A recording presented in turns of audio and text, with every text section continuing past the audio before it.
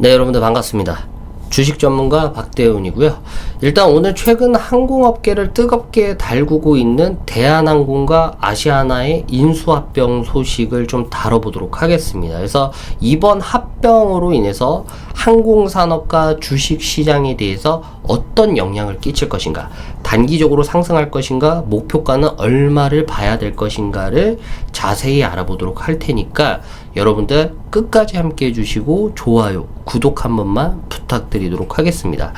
요번에 항공업계의 빅딜 대한항공이 아시아나 항공을 꿀꺽 삼키게 된 건데, 이게 좀 안타까운 게 있어요. 뭐가 안타깝냐면 계엄령과 대한민국 주식시장의 회의적인 분위기 때문에 이 어마어마한 빅딜을 많은 사람들이 놓치고 있다는 게 좀 안타깝습니다. 이게 얼마나 대단한 거냐면, 대한항공이 아시아나항공을 합병함으로써 이 대한항공이 보유하게 되는 항공기 대수는 226개로 엄청나게 상승을 하게 돼요. 항공기를 어마어마하게 갖게 된다라는 거죠. 더 나아가서 아시아나항공이 갖고 있던 노선수까지 같이 합병을 시켜버렸기 때문에 대한항공이 이제는 글로벌 이 항공업계의 탑 7위 안에 속하게 된다라는 거예요. 이 전 세계의 탑 7위 안에 대한민국의 대한항공이 포함이 된다라는 거죠. 근데 현재에 대한 주가가 얼마죠, 여러분들? 현재에 대한 주가는 24,200원. 월봉 기준으로 봤을 때 이 가격선이 엄청 저렴하다라고 할 수밖에 없어요. 원래 대한항공의 최고가는 5만원 부분을 기록한 바가 있습니다.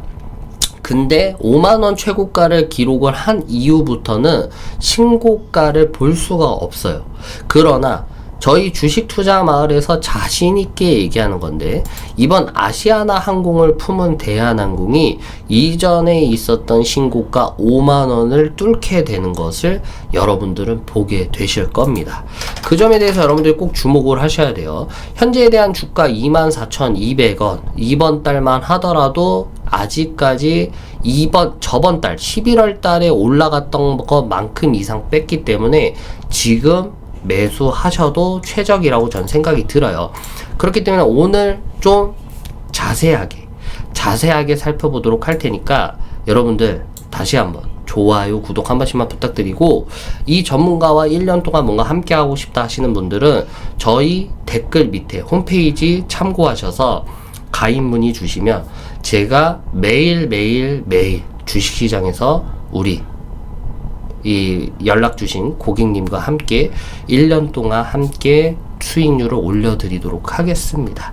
본론으로 돌아가서 인수 합병에 대한 의미 그리고 기대 효과를 우리가 보셔야 되는데, 아까도 말씀드렸다시피 대한항공은 아시아나항공을 품에 안으면서 글로벌 7위의 항공사로 도약을 하게 된다라는 점, 그리고 점유율 확대를 통한 국제 경쟁력이 강화가 된다라는 점은 우리가 어마어마한 시너지 효과로 보셔야 되는 거고, 또한 아시아나항공이 갖고 있었던 노선을 대한항공이 통합시키면서 운영 효율화를 비용이 절감이 된다는 점, 그리고 대한항공이 그동안은 코비드-19 코로나 여파, 팬데믹 여파로 인해서 그동안은 물류에 대한 이송 작업, 수송에 대한 매출 부분을 상당히 기여를 했었던 바가 있는데, 이 물류 등에 대한 자산 통합으로 인한 자원이 최적화가 된다라는 것도 어마어마한 의미가 있습니다. 그래서 여행으로 국한되는 게 아니라 이제는 글로벌 항공사가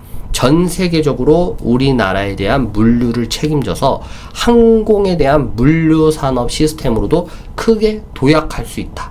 이거가 중요하다는 거예요. 그래서 지금 팬데믹 여파가 벗어났음에도 불구하고 아직까지도 이전의 호황기를 못 누르고 있어요. 그러나 보셔야 되는 게, 지금 TV 프로그램 유튜브에서 계속해서 인기가 많은 컨텐츠는 여행 브이로그, 여행 프로그램들이 어마어마한 시청률과 인기를 다루고 있죠. 그만큼 이제 앞으로 시장에 대한 경제가 회복되고 성장이 되면 될수록 여행 시즌 때에 많은 여행객들이 여행을 갈 것이고, 비수기 때에는 대한항공이 물류에 대한 수송으로 인해서 매출을 잡을 수 있게 된다라는 겁니다. 그래서 이것만 따졌을 때 보더라도 자원이 최적화가 될 수가 있다라는 점, 그리고 지금 현재에 대한 주가가 어마어마하게 메리트가 있다는 점을 알 수가 있을 것 같고요. 그렇다고 해서 무조건적으로 좋을 수는 없어요. 무조건적으로 좋을 수 없다. 그러니까 장점이 있으면 단점도 있는 거예요. 그러니까 단점을 알려드리면 리스크가 존재해요. 뭐냐면 아시아나항공이 왜 정말 이름 날리던 아시아나항공이 왜 자신의 회사를 매각할 수밖에 없었는가? 그 이유 중에 단 하나가 부채 규모가 어마어마했다라는 점이에요. 그러니까 자산 대비 부채 규모가 몇 배 이상 뛰어버리니까 더 이상 운영이 불가능하다는 거예요. 그런데 대한항공이 아시아나항공을 안게 되면 그 회사에 갖고 있는 자산도 안고 갖고 오지만 뭐를 같이 갖고 온다? 부채 비율도 떠안게 되는 거죠. 그렇기 때문에 대한항공은 이 항공산업 중에서 그나마 재무적으로는 탄탄한 회사 중에 하나인데, 이번에 아시아나항공을 안음으로써 재무에 대한 안정성이 좀 악화될 가능성은 있다라는 거예요. 그리고 더 나아가서 초창기 때 아시아나항공이 갖고 있었던 운영 시스템과 대한항공이 갖고 있었던 운영 시스템을 통합시키기 위해서는 인력 자본도 들어갈 거고 거기에서 비용 자본이 더 많이 들어가겠죠. 그래서 초창기에 대한 비용 증가 및 혼란 가능성은 좀 있습니다. 그래서 우리가 두 가지가 단점인 게, 첫 번째 같은 경우에는 아까도 말씀드렸다시피 이 부채 비율이 늘어난다. 부채 비율이 늘어난다는 거. 두 번째 같은 경우가 이로 인한 초창기 비용이 얼마가 나갈지는 모른다는 거예요. 그래서 이러한 리스크는 좀 있다라는 걸 여러분들이 주목을 하셔야 되고, 그래서 제가 볼 때는 단기적으로도 올라갈 거예요. 왜냐면 주가 상태가 지금 많이 바닥이고 많은 사람들이 아직까지는 항공산업에 대해서 눈독을 들이는 시점은 아니기 때문에 지금 자금이 들어오면서 서서히 주가는 단기적으로도 올라갈 거고 장기적으로도 올라갈 거지만, 본격적인 상승에 대한 가도는 이번 초기에 대한 비용 부분들을 좀 확인을 해야 되고, 두 번째 같은 경우에는 이 매출에 대한 증가가 어느 정도의 영역대만큼 올라갈 것인가, 그거를 좀 주의 깊게 살펴볼 필요는 있다라고 봅니다. 그러면 우리 항공만 이렇게 합병 사례가 있는 건 아닐 거 아니에요. 이전에 있었던 델타 에어라인스, 미국의 항공 산업이죠. 델타 에어라인스라고 하는 이 회사에 대한 주가를 좀 보시고 올 텐데, 델타 항공이 예전에 노스웨스트라는 항공을 인수합병을 했습니다. 그럼 주가만 볼게요. 연도별 주가 사항을 본다라면, 이전에 델타 항공이 노스웨스트라는 항공을 인수합병을 했었는데, 인수합병을 하고 나서 주가가 어떻게 됐죠, 여러분들? 빠지고 있나요? 올라가고 있나요? 올라갑니다. 그러니까 델타 항공이 노스웨스트 합병을 몇 년도에 했냐, 이게 제일 중요한 대목인데, 지금 주가 몇 년도에 인수합병을 했을까요? 여러분들이 좀 맞춰보세요. 여기에서 했어요. 여기 2008년도. 여기 보이시나요? 그러니까 왜 대한항공을 사야 하는가, 왜 대한항공을 지금 매수 기회로 삼아야 되는가. 델타 항공이라고 하는 데가 노스웨스트 합병을 했을 때가 2008년도, 주가 가격은 이때만 하더라도 14불밖에 안 됐어요. 14불. 우리나라 돈으로 지금 환율로 봤을 때 15,000원? 16,000원쯤이 됐죠. 근데 16,000원짜리 주가가 지금 현재 시점으로 주가가 얼마냐? 63불입니다. 63불. 그럼 주가가 합병하고 나서 지금 현재 몇 배나 뛰었냐? 4에서 5배 정도 뛴 거죠. 무슨 말인지 알겠어요? 그래서 그렇기 때문에 초기에 뭐 여러 가지에 대한 혼선은 있겠지만, 여러분들도 아시다시피 만약에 이러한 에어라인스 M&A가 지금 성공적으로 마무리가 되고, 그리고 차후에 여러 가지에 대한 시스템에 대한 도약으로 인해서 매출액이 더욱더 가파르게 높아지면, 이렇게 델타 에어라인스, 델타 항공과 노스웨스트 합병처럼 어마어마한 시너지 효과를 볼 수가 있다라는 거죠. 근데 초창기에는 뚜렷한 방향은 없었어요. 연봉으로 봤을 때 여러분들 주의 깊게 보셔야 되는 게, 합병이 2008년도부터 시행이 됐지만 2009년도, 뭐 2010년도, 2011년도까지도 어떻게 됐냐, 주가가 눈에 띄는 방향은 없었어요. 근데 가파르게 상승했던 때가 오죠. 2013년, 2014년, 2015년도부터 가파르게 상승하게 됩니다. 이건 델타항공 기준이에요. 대한항공 기준으로 그러면 지금 사도 그러면 몇 년 동안 기다려야 되냐 이렇게 얘기를 하는데 저는 그렇게까지 기다리지는 않을 거라고 봐요. 왜냐?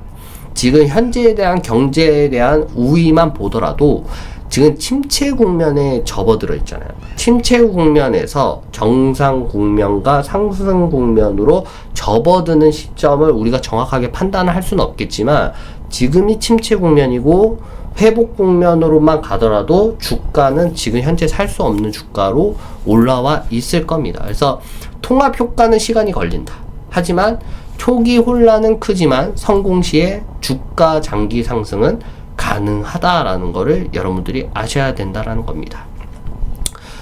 그렇다면 이 재무적인 관점으로 봤을 때 다시 대한항공으로 넘어와서 대한항공의 총 자산은 약 40조 원으로 예측이 되어지고요.